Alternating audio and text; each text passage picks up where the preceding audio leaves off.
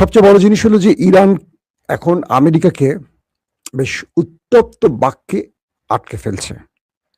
Trump বলছেন ইরানের প্রস্তাবনায় তিনি অসন্তুষ্ট হয়েছেন, তিনি আহত হয়েছেন। তিনি বলছেন যে আমি আশা করিনি ইরান আমাকে এইরকম প্রস্তাব দেবে। তার মানে ইরান বলছিল যে যতগুলো বিষয় আছে আমরা আলোচনা করতে চাই, কিন্তু নিউক্লিয়ার ইস্যুটি সবার পরে থাকবে, এটি আলোচনার মূল থাকতে পারে না। দ্বিতীয়ত বলেছে হরমুজ প্রণালীতে ইরান টোল আদায় করবে, আমেরিকাকে হরমুজ থেকে চলে যেতে হবে, এখানে আমেরিকা থাকতে পারবে না, কোনোভাবেই থাকতে পারবে না। 3 বলেছে ইরানের উপর যতগুলো নিষেধাজ্ঞা আছে প্রত্যাহার করতে হবে এবং ইরানের উপর আর কখনো হামলা করতে পারবে না, এটা গ্যারান্টি দিতে হবে। মন চাইবে আর আক্রমণ করবে, এরকম অনেকগুলো শর্ত ইরান, পাকিস্তান এবং রাশিয়ার মাধ্যমে আমেরিকাকে পৌঁছে দিয়েছিল। এই প্রস্তাবগুলো যখন ডোনাল্ড ট্রাম্পের কাছে গেছে তিনি অসন্তুষ্ট হয়েছেন, আর এই প্রস্তাবকে রিজেক্ট করে দিয়েছে আমেরিকার কি বলবো পররাষ্ট্রমন্ত্রী মার্ক রুবিও। তো এই পরিস্থিতিতে আমেরিকা নতুন করে বলছে যে তারা হরমুজ প্রণালী ছাড়বে না। এখন অনেকে প্রশ্ন করবেন, হরমুজ প্রণালী না ছাড়লে ইরানের কি ক্ষতি, আর ছাড়লে কি লাভ? হরমুজ প্রণালী দিয়ে প্রতিদিন ইরানের কয়েক শত ব্যারেল, কয়েক হাজার না কয়েক লক্ষ ব্যারেল তেল পৃথিবীর বিভিন্ন দেশে যায়। প্রচুর তেলের ট্যাঙ্কার হরমুজ প্রণালী দিয়ে পৃথিবীর বিভিন্ন দেশে পাঠায় ইরান, তার জ্বালানি রপ্তানির মাধ্যমে তার দেশের অর্থনীতির চাকা ধরে রাখে।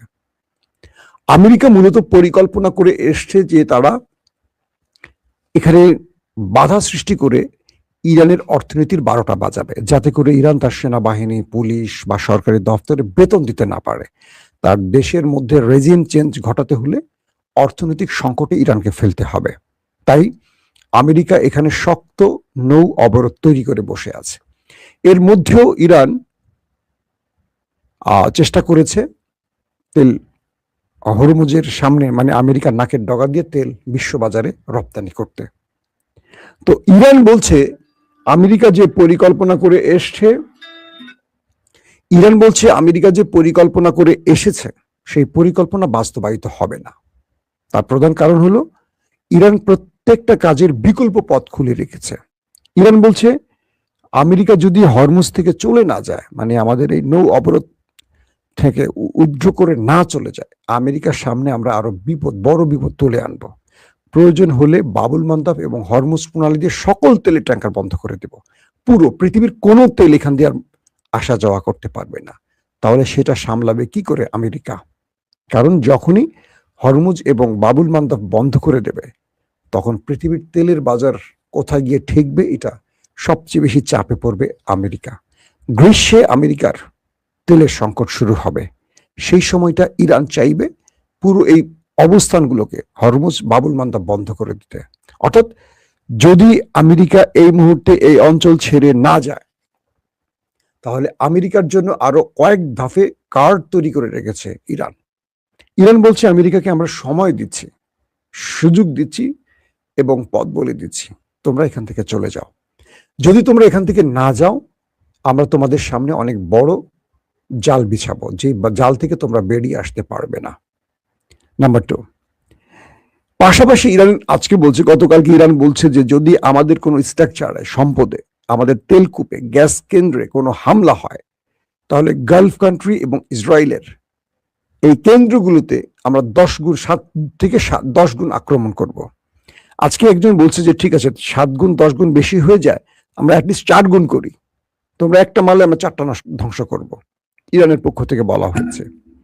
এবং ইরান বলছে যে যদি ইরানের মধ্যে শত্রু চিন্তা করে বড় ধরনের কোনো ক্ষয়ক্ষতি করবে, তাহলে আমেরিকাকে প্রস্তুতি রাখতে হবে, এর চেয়ে বড় মাসুল তাদের জন্য আসবে। এখন আমেরিকা বেছে নেয় কোন পথে তারা হাঁটবে। দর্শক, এই পরিস্থিতির মধ্যে রাশিয়া থেকে বিশেষ বার্তা পেয়েছে ইরান, এবং এই বক্তব্যটি এখন পৃথিবীর সকল গণমাধ্যমে বড় ফ্রেমে প্রচার হচ্ছে।